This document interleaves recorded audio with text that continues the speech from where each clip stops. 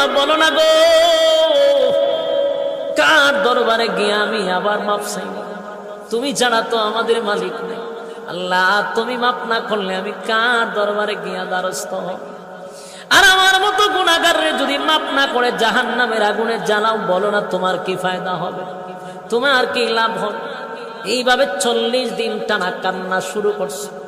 কানতে কানতে কানতে চোখ দিয়া পানি পড়ে না, এখন রক্ত পড়ে। এমন কান্না কানছে রে, এমন ভাবে তওবা করছে, তওবা করতে গিয়ে আমার মালিক নিয়ে তো খুশি করা করছে।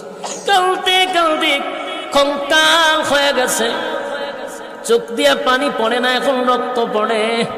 শুধু গুনার উপরে লজ্জিত হইয়া সাহাবায়ে কেরাম গিয়া ওই সাহাবীরে নিয়ে আসলেন নবীজির সামনে। নবীজি তাকায়া দেখে সাহাবী চোখ দিয়া রক্ত পড়ে, শরীরটা যেন কঙ্কাল হয়ে গেছে। আল্লাহর নবী তাকায়া দেখে যেই মাত্র সাহাবী নবীর সামনে হাজির, শরীরটা তো অর্ধেক কঙ্কাল হয়ে গেল, চোখ দিয়া রক্ত পড়তেছিল, আর শরীরে শক্তি নাই, কথাও বলতে পারে না। এমত অবস্থায় নবী তাকায়া দেখে তার পাশেই মালাকুল মউত আজরাইল দাঁড়ায় আছে। কি বুঝলেন? নবীজি অবাক হয়ে গেল, এই সাহাবীর পাশে তো মালাকুল মউত আজরাইল দাঁড়ায় আছে। আল্লাহর নবী সাহাবীরে জড়ায়া ধইরা বলেন, সাহাবীরে আমার আল্লাহ তোর প্রতি বড় খুশি। এমন আজরাইল, মালাকুল মউত আজরাইল বলে, নবী গো,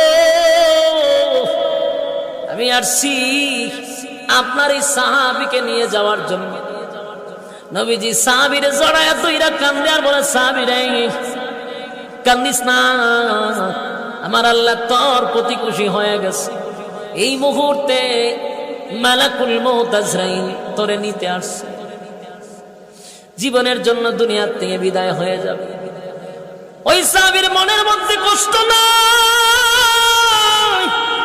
চিরদিনের জন্য দুনিয়া ছেড়ে চলে যাবে, কোনো কষ্ট নাই গো।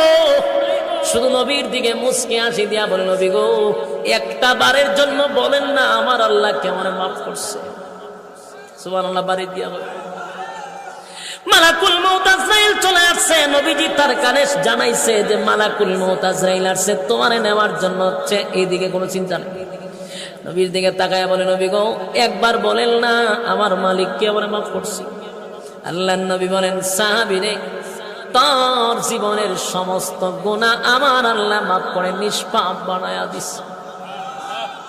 সাহাবী বলে, আমার আর কোনো দুঃখ নাই, আমি যাওয়ার জন্য প্রস্তুত। সুবহানাল্লাহ।